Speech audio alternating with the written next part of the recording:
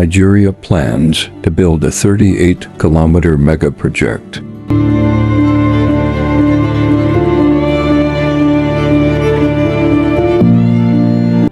Imagine driving through Lagos, and suddenly, instead of sitting in traffic for hours, you're traveling along a massive 8-lane highway stretching across one of the busiest parts of Nigeria.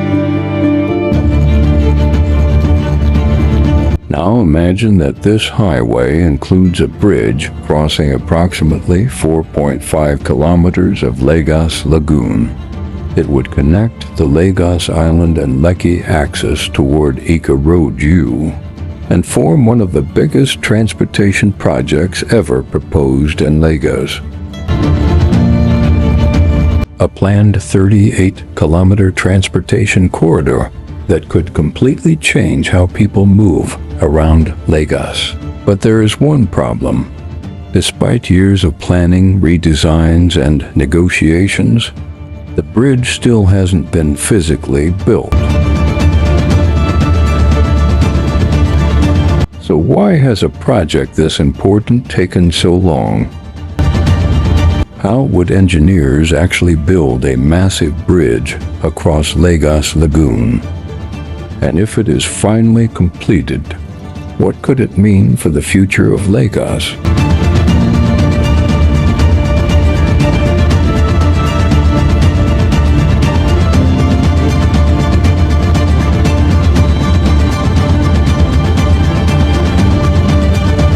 Let's take a closer look. Why does Lagos need another bridge? To understand the Fourth Mainland Bridge, you first need to understand Lagos. Lagos is the largest and fastest growing cities in Africa. Millions of people move through the metropolitan area every single day. Workers travel to offices. Students travel to school. Businesses move goods, and thousands of vehicles travel between different parts of the city. But Lagos has a unique problem: water. The city is surrounded and divided by lagoons, creeks, and waterways. That means there are only certain places where major roads can cross from one part of the city to another.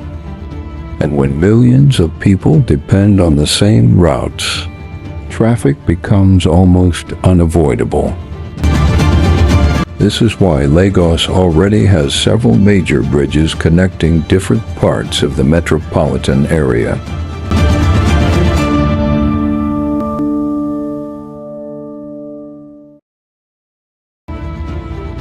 But as the city continues to expand, the pressure on existing infrastructure continues to increase. The Fourth Mainland Bridge was proposed as another major connection.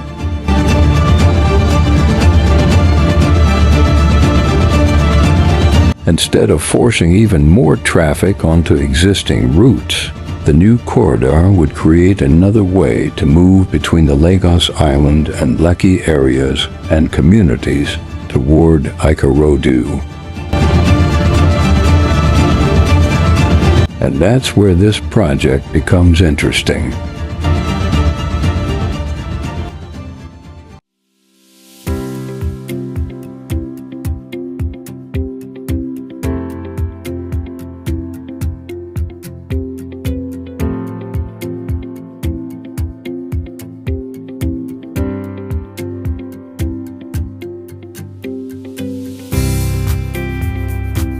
Because this isn't simply a bridge. It is an entire transportation corridor.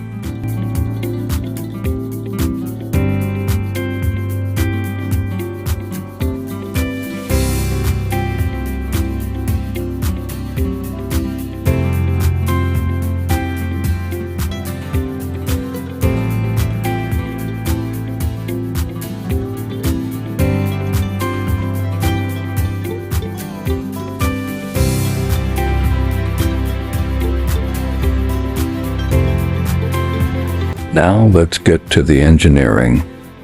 Because building a road is one thing, Building a major bridge across a lagoon is something completely different. The first challenge is something most people never see. Before engineers can construct major foundations, they need to know exactly what's beneath the lagoon. How deep is the water? How thick are the soft sediments? Where are the stronger layers of soil? And how much weight can the ground actually support? Because a bridge doesn't simply sit on top of the water. Imagine placing a massive structure on soft soil. If the foundation isn't designed properly, the ground can settle. And if different parts of the bridge settle at different rates, the structure can become seriously damaged. That's why engineers would need extensive geotechnical investigations before major construction begins. They can drill deep boreholes, extract soil samples, study the different layers underground, and determine where the strongest foundation material is located. For the sections crossing the lagoon, deep foundations would likely be required. These foundations could extend far below the weak surface sediments to transfer the enormous loads into stronger ground. And here's the interesting part. When you're looking at a bridge from the outside, you only see the part above the water. But much of the engineering is actually hidden beneath it.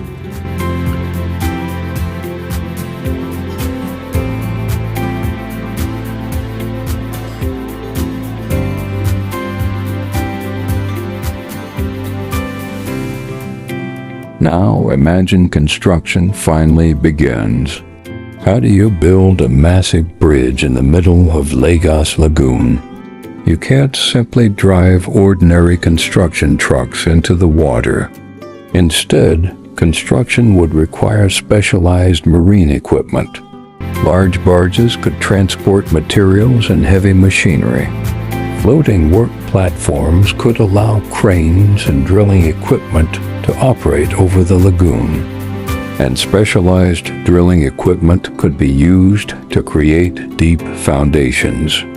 One possible foundation system involves enormous piles. Think of these as giant structural columns buried deep into the ground. Their job is to transfer the weight of the bridge away from the weaker surface soil and into stronger layers underneath. But getting those foundations in exactly the right position is extremely difficult. Engineers have to maintain precise alignment. The depth has to be controlled. The concrete has to meet strict specifications. And construction has to account for water movement, weather, and the surrounding environment. Once the foundations are completed, the next stage is the piers. These are the vertical structures that rise from the foundations and support the bridge above the water. Then comes the part people will actually see.